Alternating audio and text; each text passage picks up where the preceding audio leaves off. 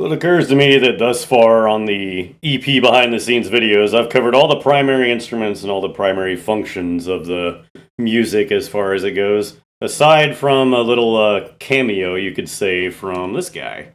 There is a mandolin on one part of one song on the EP. And it's this mandolin recorded on this microphone sitting at this desk. Interestingly enough, I liked the recording enough, I just kept it.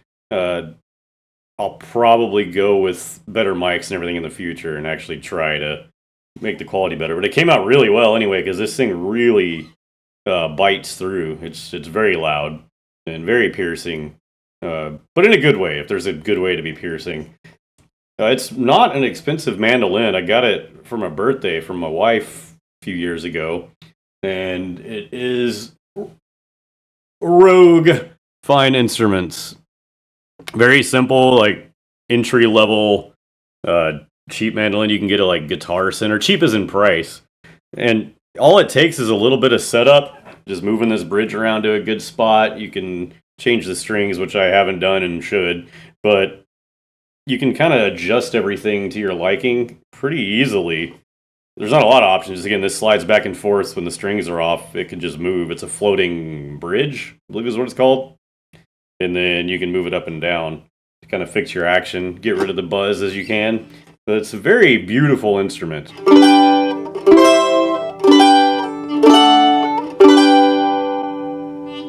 Some simple chords. I originally got into mandolin from going to Renaissance fairs and watching a band called Bedlam Bards play at an old festival called Hawkwood. If any of y'all from Texas are old enough to remember any of that. It was good stuff, but there's a guy named Cedric the Fiddler that just really, really, I don't know, spoke to me, however you say that all fancy. I was really into his mandolin playing. It was really awesome. So it has now made its way to a Suffer Not the Witch EP, one of the songs. It makes me very happy. But usually, and I've really gotten into bluegrass because of all the great bluegrass hymnals and gospel that's out there. So, man, I just love bluegrass-style mandolin. And hilariously enough, bluegrass and black metal are very similar. It's like one's a major key version and the other's a minor key. But a lot of the techniques are the same with the weird chords and tremolo picking and things like that. Because it's just very simple. You know, the part that's in one of the songs is just tremolo picking, but it sounds really neat.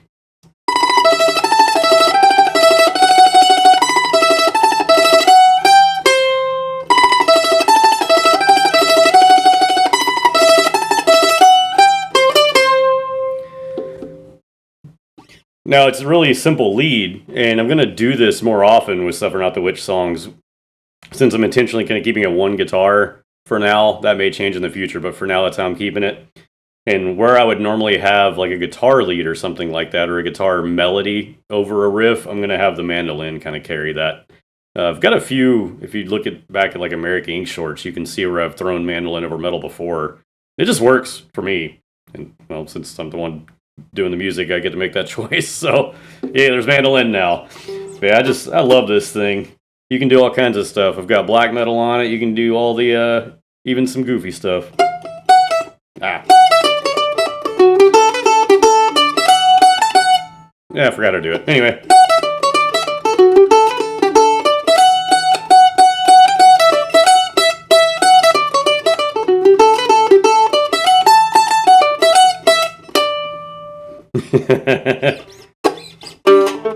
And that's like, I don't know, kind of like a lick or something that you'd learn really quick on mandolin just to get used to moving around the strings.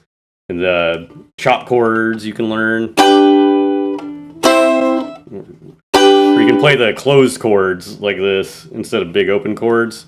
And a lot of times when you're using like when you're playing along with a rhythm, you're almost like the snare drum. Run that snare beat.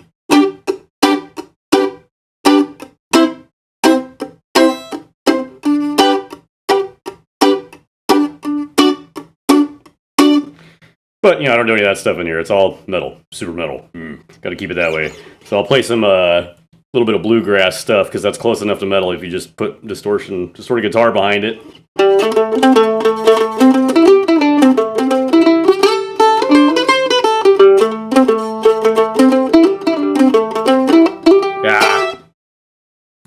little sloppy.